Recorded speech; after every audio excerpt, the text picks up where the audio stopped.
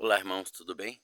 Estamos nesse estudo poderoso sobre a doutrina apostólica para a igreja.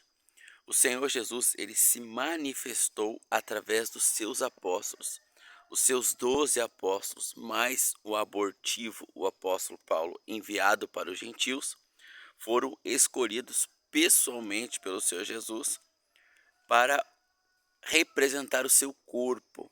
O Senhor Jesus foi aos céus, ele está nos céus. Ele aparece a Paulo, até então Saulo, e pergunta: por que me persegues? Ou seja, o meu corpo. Os 12 apóstolos, eles são enviados pelo Senhor Jesus com sinais para provar que o Senhor Jesus está enviando eles. Jesus dá a eles poder para ressuscitar mortos, curar enfermos, determinar a morte de alguém que desobedecesse à graça do Senhor naquela transição do Velho para o Novo Testamento. Tudo isso iria provar que o Senhor estava mudando os tempos, que o Senhor estava mudando o tempo da lei para o tempo da graça. Então havia provas incontestáveis feitas pelos apóstolos. Aqueles que desobedeciam, eles diziam: caia morto aí agora, e o irmão em pecado ali caía morto na hora. Caso de Ananias e Safiras, que nós já falamos, também tem 1 Coríntios 5, também tem o apóstolo João na sua epístola, também fala sobre esse poder que só os 13 apóstolos tinham. Os 12 que vão sentar nos 12 tronos, escolhidos pelo Senhor Jesus, e o abortivo enviado aos gentios, porque a igreja do Senhor, ela começa entre os judeus. Os primeiros membros da igreja de Cristo são judeus, que estão deixando a velha aliança para a nova aliança. E eles não iam aceitar tão fácil isso. Para eles, o Velho Testamento, as leis, a Torá, Talmud, os livros sagrados deles, eram a vida deles. Eles jamais trocariam a lei de Moisés por uma graça imerecida, jamais. Deus precisaria provar que isso era verdade, que ele estava fazendo uma transição de uma velha aliança para uma nova. Então Deus escolhe 12 apóstolos e os capacita para isso. Os apóstolos trazem o fundamento e não mais poderiam haver apóstolos depois dos 12. E o Senhor, ele diz: a quem muito é dado, muito é cobrado. Então, uma cobrança feita aos apóstolos não nos é feita como membros que ocupam outra posição. Bom, vamos ver algumas características apostólicas, né? Então, existem 5 ministérios para a edificação do corpo, irmãos. Estes ministérios, eles foram castrados no sistema religioso, na grande casa, na cristandade. Em Timóteo capítulo 2, o apóstolo Paulo diz que a igreja se transformaria numa grande casa corrompida, com vasos de desonra para vergonha. E também haveria ali dentro vasos de honra, né? Para a glória de Deus. Então, para a edificação do corpo, o Senhor ele estipulou 5 ministérios: apóstolo, profeta, pastor, evangelista e mestre. Apóstolos não existe mais hoje, porque os apóstolos, através de sinais, milagres e prodígios, trouxeram o fundamento, a qual os outros ministérios vão ajudar a edificar sobre esse fundamento. Vamos ver isso na Escritura. Bom, irmão, o apóstolo Paulo, ele é o abortivo escolhido fora do tempo, fora dos 12, para levar a graça aos gentios, um maior conhecimento, uma maior ciência, uma maior revelação de Deus. O apóstolo Paulo foi arrebatado ao terceiro céu.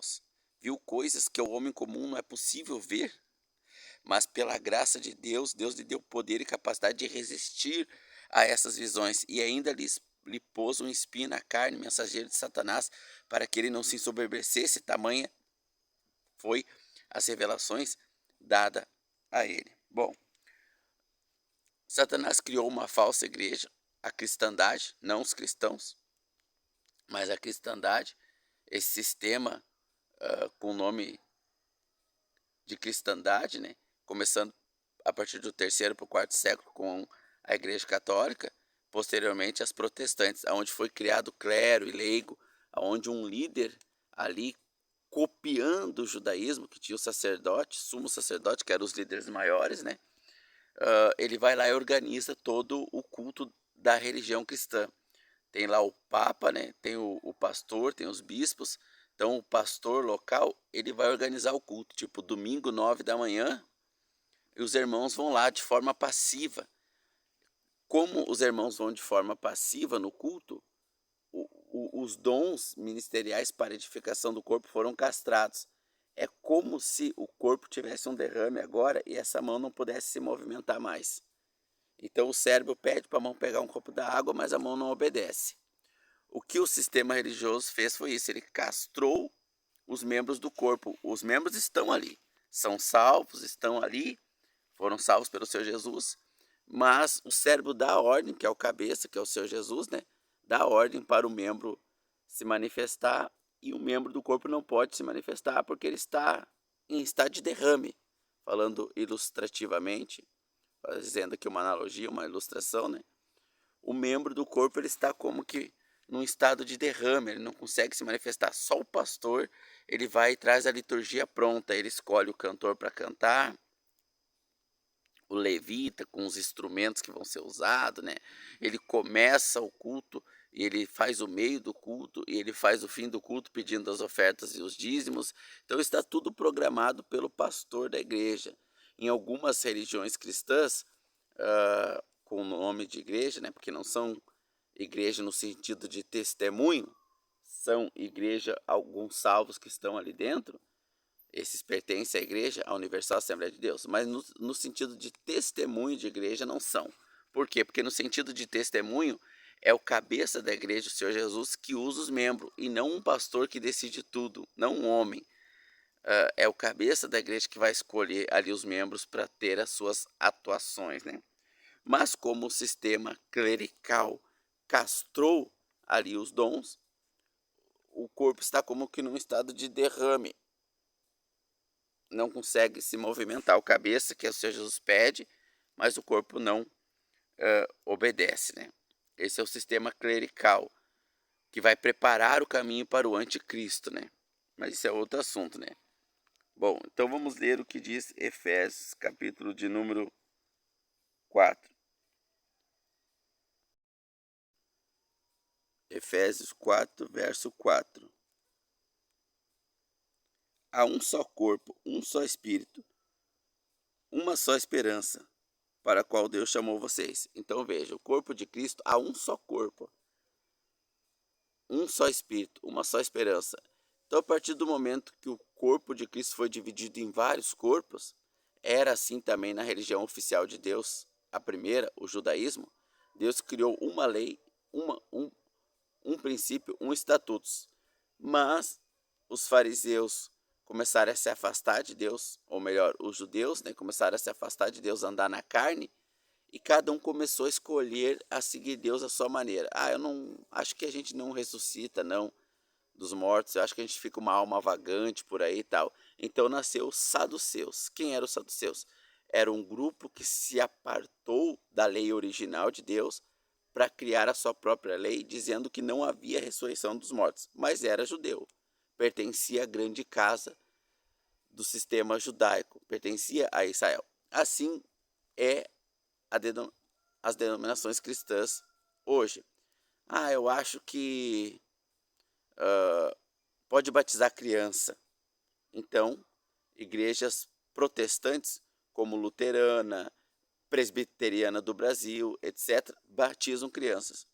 Acho que não, que é errado batizar criança. Então, entrou o movimento anabatista contra o batismo de crianças, batizando somente adultos, né? Todo aquele que for batizado, ele será salvo. Eu acho que tem que dar dízimo. Então, tem as igrejas que cobram dízimo. Eu acho que não tem que dar dízimo. Então, tem as igrejas que não cobram dízimo. Não é mais um só corpo. O corpo de Cristo se dividiu em várias facções. A sombra do judaísmo, que havia várias facções, saduceus, os zelotes, os macabeus, etc., né? Eles pegaram o copo, vamos supor que o copo representa o corpo de Cristo, e deixaram cair no chão. quebrou-se em vários pedaços. Cada pedaço é uma ideia de seguir a Deus a sua cabeça, a sua vontade e não a vontade real de Deus. Bom, essa é a cristandade de hoje. Então, no verso 4, né? Perdoe-me o lugar aqui que eu estou no meio do mato, né? Há um só corpo, um só espírito. Então, há um só corpo. Por que eu não frequento nenhuma religião cristã? Porque se eu frequentar, eu estou sendo cúmplice da divisão do corpo. Se eu frequentar a igreja quadrangular, por exemplo, eu estou sendo cúmplice aonde a mulher é a fundadora de uma nova igreja. A igreja do Senhor Jesus foi fundada no ano 30, por ele próprio. Então, a partir do momento que a Aimee fundou a igreja quadrangular em 1950, um exemplo, não sei a data, né? O Ellen Einstein fundou a igreja adventista, outra mulher, em 1300 e tal. Um exemplo, também não sei a data. Então, eu estou concordando com mais de uma igreja, porque se foi fundada em outra data, é outra, né? Eu estou concordando que uma mulher que não pode ensinar na igreja, ela não só ensine, como funde com as suas doutrinas e os seus ensinamentos. Eu estou concordando com a divisão do corpo, com mais de um corpo, não só. Aqui nós lemos que é um só corpo, mas eu estou concordando com vários corpos independentes, aonde um pastor vai lá e traz a liturgia de todo domingo, 9 da manhã, e os demais membros passivamente seguem aquela liturgia que ele determinar. Então eu estou concordando com tudo isso, com todas essas aberrações. Por isso que eu não frequento nenhuma denominação. Eu me reúno com irmãos em casa, como nós já vimos todo o processo referente às escrituras nos ensinando como é que é a reunião dos irmãos, como no princípio, os primeiros 100, 200, os primeiros séculos ali, 2, 3 séculos, né? Sem a contaminação da grande casa. Bom, vamos continuar então na Bíblia, que é a palavra de Deus, né? Há um só corpo, um só espírito, uma só esperança. Por isso Deus chamou vocês. Há um só Senhor, uma só fé, um só batismo. Então você vê que a pessoa, muitas das vezes, ela está numa igreja com uma fé. Na quadrangular, por exemplo. Ela vai para presbiteriana, muitas vezes é ensinado ela que ela tem que se batizar de novo, porque a fé daquela igreja não vale, tem uns ensinamentos errados, então ela tem que se batizar, aquele batismo não valeu. Então ela tem que se batizar de novo, né? Não estou dizendo que a presbiteriana faz isso, estou dizendo que muitas denominações o fazem, né? Tem que se batizar de novo porque o batismo da outra não valeu. Ué, não é um só batismo? A partir do momento que eu estou batizando de novo já são dois. Qual que valeu, o primeiro ou o segundo? Que confusão, né, irmãos? Que confusão. Nos é chamado, nos é dado o chamado de sair fora dessa confusão e não sermos cúmplices dessa confusão, né? Bom, um só batismo, uma só fé, um só Senhor de todos, que age por meio de todos e por todos. Porém, cada um de nós, né, recebeu um dom de acordo com o que Cristo deu. Então, cada um de nós recebeu um dom, irmãos. Mas dentro do sistema, esse dom ele é castrado. Aí segue o texto. O que quer dizer isso? Que Deus subiu e também desceu aos lugares mais baixos da terra. Assim, quando desceu e subiu acima e além dos céus para encher todo o universo com a sua presença, foi que deu dom aos homens. Escolheu uns para apóstolos, outros para profetas, outros para pastores, outros evangelistas e mestres na igreja, para o aperfeiçoamento do povo de Deus. Então Deus escolheu os apóstolos, profetas, pastores, mestres e evangelistas para o aperfeiçoamento. Existem outros dons, irmãos, mas esses são os 5 ministérios do aperfeiçoamento racional a Deus, de rendermos um culto racional. Não ficarmos rodopiando aí na igreja e retetê, teteté, né? Não, culto racional. Quando esses 5 ministérios não operam na igreja, no corpo de Cristo, quando eles são castrados, não há crescimento espiritual. Como eu disse, existem outros dons. Existe o dom da cura, o dom de ajudar, o dom do socorro, né? No caso, o dom da fala, que é aquela fala de consolar, de conforto, né? Não referente aos 5 ministérios aqui. Então, existem vários dons, irmãos. Mas os dons ministeriais para edificação do corpo, que são os principais, que nós vimos em outros vídeos, quando havia um problema administrativo na comida das viúvas, os apóstolos foram chamados e eles falaram: ó, nós não podemos deixar o ministério apostólico de pôr o fundamento, a palavra. Deus está nos falando a palavra dele, nós temos que falar ela, né?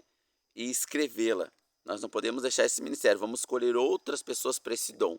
Então havia vários dons, há vários dons, mas agora nós estamos falando dos dons ministeriais, que são os principais para o crescimento funcional do corpo, né? Então apóstolos não existe mais, porque estes trouxeram o fundamento. Hoje existe ativo que Deus opera através do dom de pastor, de mestre evangelista. Dom de profeta também não existe mais, porque a profecia já foi dada. Outra profecia não pode ser dada, mas nós vamos falar então primeiro de apóstolos, né? Quanto mais é dado, mais é cobrado, irmão. Vamos ver uma característica para se ser um apóstolo no sentido de autoridade de trazer o fundamento, né? O apóstolo Paulo, em 1 Coríntios 3, fala: eu, como um dos apóstolos escolhidos, além dos 12, o 13º abortivo, como autoridade de Deus para implantar a igreja, eu trouxe o fundamento. Veja cada um como edifica esse fundamento. Então, os outros ministérios, como pastor, evangelista e mestre, vão edificar o fundamento. E se edificar errado, vai ser destruída essa edificação. Porém, o tal vai ser salvo porque ele está sobre o fundamento dos apóstolos. Então, a edificação é importante, mas o que nos salva é o fundamento. Quem pôs o fundamento foram os apóstolos. Bom, vamos ver então aqui uma característica que só os apóstolos têm. Bom, irmãos, vamos ler Atos, né?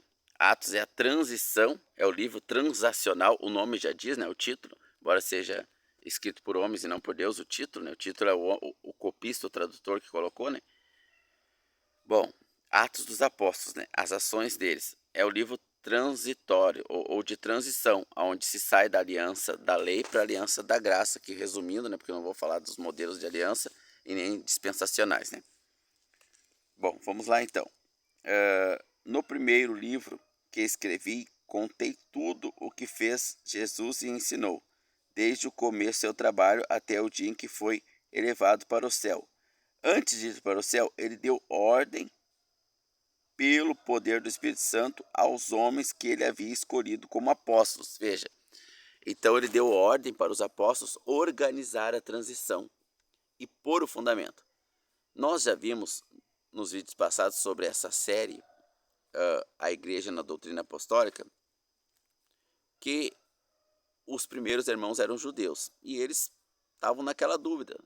Tá, nós aceitamos a graça, uma nova dispensação, mas como é que a gente vive na graça? A gente conhece a vontade de Deus pelas leis. As leis nos dizem como nos guiar, como ser guiados. Não é para mais seguir a lei agora? Estamos confusos. Vamos circuncidar, então, os gentios. Primeiramente, eles não queriam que os gentios fossem incluídos na graça, porque eles achavam que a graça era só para os judeus. Essa nova ordem, essa nova dispensação. Então Deus aparece para Pedro através de um lençol cheio de animais, Atos capítulo 10, né? E logo depois vem um homem chamar Pedro para pegar a Cornélio, que era um gentil. E os judeus irmãos, estou falando dos judeus irmãos, não os judeus que não se converteram à graça, que crucificaram Jesus, estou falando de judeus irmãos. Eles se escandalizaram que Pedro entrou na casa de um gentil. Isso era proibido para os judeus. Então, nessa nova ordem, os apóstolos vão trazer o fundamento da graça. O fundamento. Em Atos capítulo 15, nós vamos ter um concílio sobre a circuncisão, que eles queriam implantar. Tá, tudo bem, então os gentios foram incluídos. A gente aceita, já que Deus está falando, a gente tem que aceitar. Mas como é que eles vão ver? Vamos colocar a circuncisão neles para saber que eles são do nosso povo. E aí em Atos tem um concílio. Lá no final vai dizer assim: e pareceu bem a nós e ao Espírito Santo não impor a vocês, gentios, este encargo. Então veja, o Espírito Santo que orientou os apóstolos ao que fazer. Não havia um escrito ainda sobre a nova vida na nova aliança. O Senhor Jesus não deixou um escrito quando ele esteve no mundo. Ele nem escreveu nada, na verdade, os evangelhos nem foi escrito por ele. Então ele deixou princípios morais, mas não deixou princípios legais, por exemplo, de como os irmãos deveriam viver na nova dispensação da graça. Como não havia nada específico, os primeiros irmãos, que eram judeus, queriam impor a circuncisão. Então o Senhor Jesus vai continuar a sua autoridade, agora através dos apóstolos, para quem ele aparece aqui. Ó. Então, para ser um apóstolo, era necessário ter visto Jesus de forma ocular. Nós vamos ver isso mais para frente. Nós vimos no vídeo passado que os apóstolos tinham o poder de tirar a vida de alguém, como eles fizeram com Ananias e Safira. Só os apóstolos tinham essa autoridade do próprio Cristo, do próprio Senhor Jesus, irmãos, só os apóstolos. Então nós vamos ver mais coisas referente aos 13 apóstolos que nenhum dos demais dons ministeriais, profeta, evangelista, pastor e mestre, tinham, e dos que continuam em ativa hoje para a edificação da igreja, não fundamento, que o fundamento os apóstolos colocaram, tem. Somente os apóstolos tinham. Então vamos continuar aqui a leitura.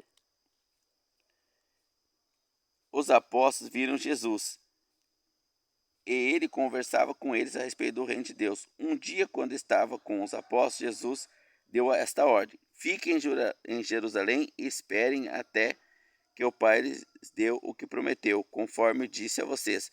Pois de fato João batizou com água, mas em poucos dias vocês serão batizados com o Espírito Santo. Num desses dias, na reunião, estava... Eu pulei aqui, peraí. Certa vez, os apóstolos estavam reunidos com Jesus, então lhe perguntaram: é agora que o Senhor deve devolver o reino para o povo de Israel? Veja, os apóstolos, eles entendiam que o Senhor Jesus apenas ia devolver o reino a Israel, não ia expandir essa nova aliança para a graça, né? E o reino ainda não foi devolvido, é outro assunto, milênio, etc, né? Vamos continuar aqui sobre a autoridade apostólica. No que cabe você saber, ocasião ou dia, o Pai marcou com a sua própria autoridade. Porém, quando o Espírito Santo descer sobre vocês, vocês receberão o poder e serão minhas testemunhas em Jerusalém, em toda a Judéia e Samaria e até os confins da terra. Depois de ter dito isso, Jesus foi elevado aos céus. Então uma nuvem o cobriu, e eles não puderam vê-lo mais, e ainda estava olhando firme quando dois homens vestidos de branco disseram: homens galileus, por que vocês estão olhando para o céu? Esse mesmo Jesus que viram subir, vocês verão descer. Olha só agora, irmãos. Então os apóstolos desceram ao Monte das Oliveiras para Jerusalém. Quando chegaram à cidade, eles foram até a sala onde estavam hospedados, a qual ficava no andar de cima da casa. Os apóstolos eram estes: Pedro, João, Tiago, André, Felipe, Tomé, Bartolomeu, Mateus, Tiago, filho de Zebedeu, Simão, o nacionalista, Judas, filho de Tiago, não o Judas Iscariote. Eles sempre se reuniam todos juntos para orar com as mulheres e mãe de Jesus e os irmãos dele. Num desses dias de reunião estavam presentes mais ou menos 120 seguidores de Jesus. Nesta reunião, Pedro se levantou e disse: meus irmãos, tinha de acontecer aquilo que o Espírito Santo, por meio de Davi, disse nas Escrituras a respeito de Judas, que foi o guia deles que prenderam Jesus. Judas era do nosso grupo e foi escolhido para tomar parte desse trabalho.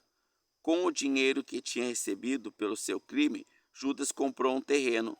Nesse terreno, ele caiu e se arrebentou, e os seus intestinos se espatifaram. Todos os moradores de Jerusalém ficaram sabendo disso. Por isso deram àquele terreno o nome de Aceldama, que na língua deles quer dizer campo de sangue. Pedro continuou: isto é o que está escrito no livro de Salmos, que a casa dele fique abandonada, que outra pessoa faça o trabalho que ele fazia. Portanto, precisamos escolher outro homem para pertencer ao nosso grupo e ser testemunha junto conosco da ressurreição do Senhor Jesus. deve ser um daqueles que nos acompanhou durante o tempo em que o Senhor Jesus andou entre nós, desde que foi batizado por João até o dia em que foi levado aos céus. Então veja, havia uma característica para a escolha do substituto de Judas. Ele deveria ter visto Jesus e acompanhado ocularmente, sido testemunha ocular. Em algumas passagens nós vamos ver os apóstolos, nós fomos testemunhas oculares da morte e ressurreição de Senhor Jesus. Para pôr o fundamento, os apóstolos precisavam ser testemunhas oculares, ter visto o Senhor Jesus. Paulo viu o Senhor Jesus ressuscitado a caminho de Damasco, né?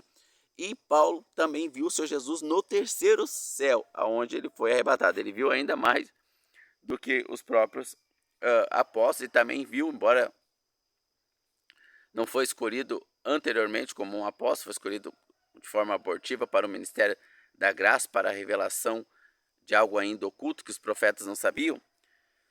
Nós vimos aqui que eles perguntaram para Jesus quando será a restauração de Israel. Eles ainda não entendiam o mistério da graça. De forma mais ampla, ele foi revelado a Paulo, porque era um mistério oculto aos profetas, né? Então, deveria se escolher um outro. Foi dado Matias como uma das opções a quem foi escolhido por Deus. Alguns alegam que o 12º apóstolo é Paulo e não Matias, que Matias foi uma escolha errada dos apóstolos. Como eles não tinham Espírito Santo ainda habitando, porque o Espírito Santo vem em Atos 2, eles escolheram errado. Ora, então Jesus também escolheu errado Judas, porque Judas o traiu.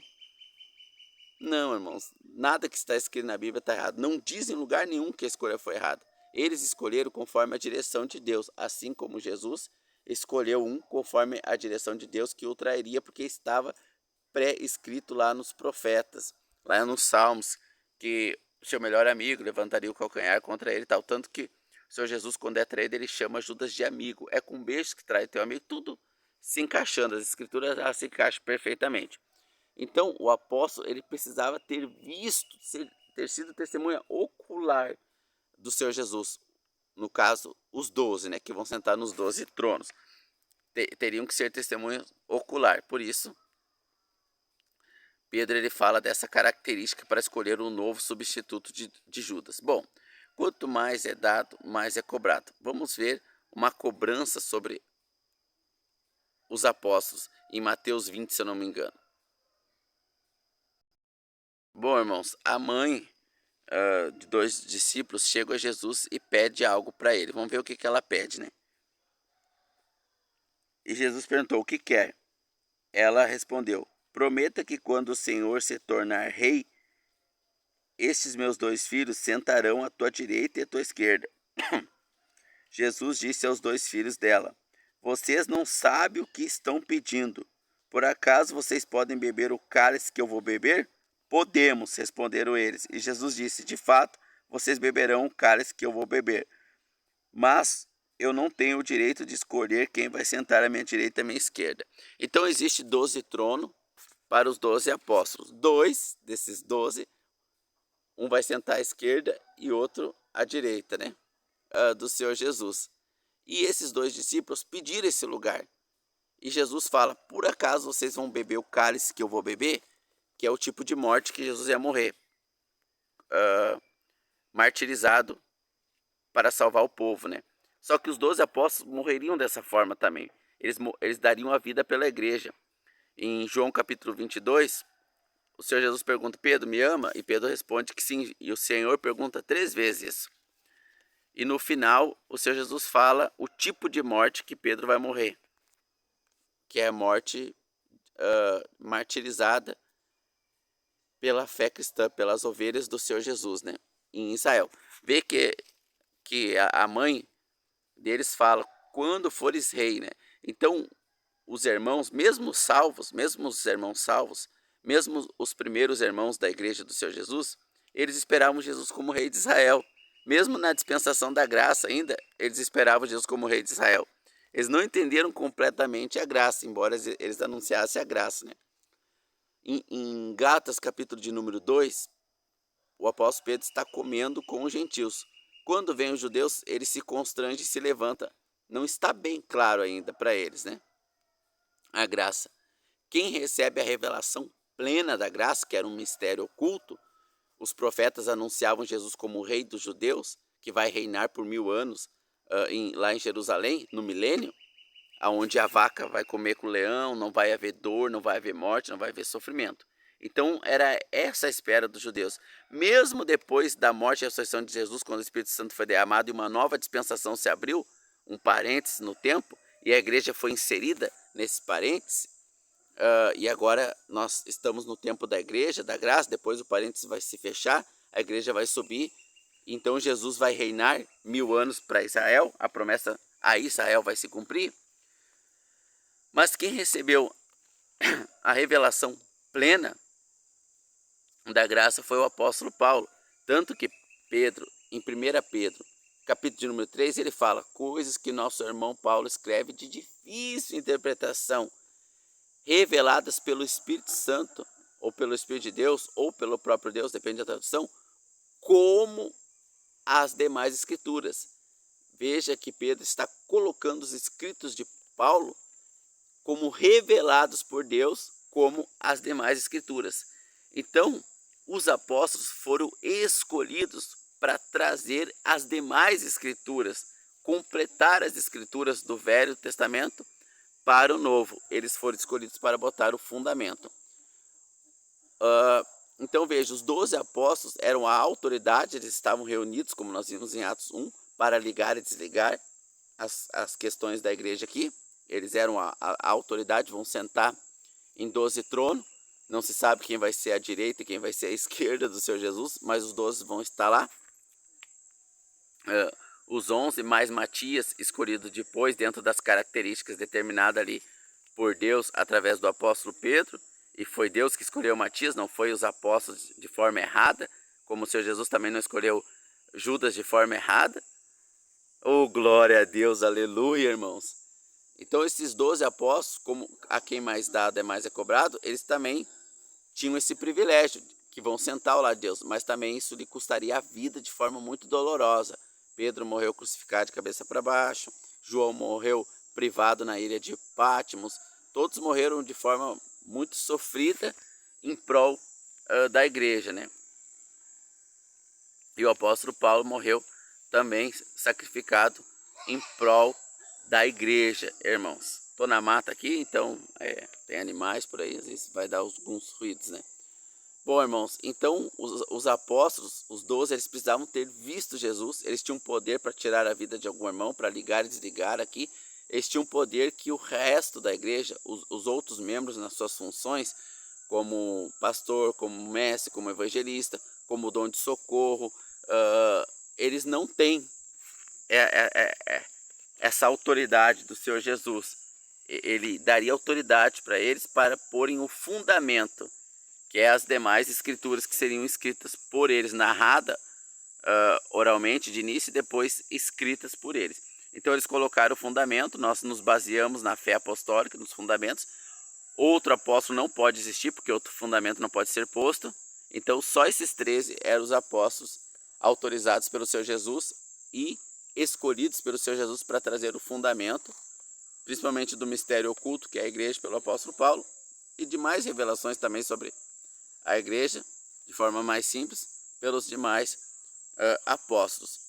Bom, agora que nós entendemos os 5 ministérios e que o ministério apostólico não existe mais, no próximo vídeo nós vamos falar um pouco mais sobre a doutrina dos apóstolos e esses ministérios atuantes hoje na igreja para edificação do corpo. Deus abençoe a todos nós.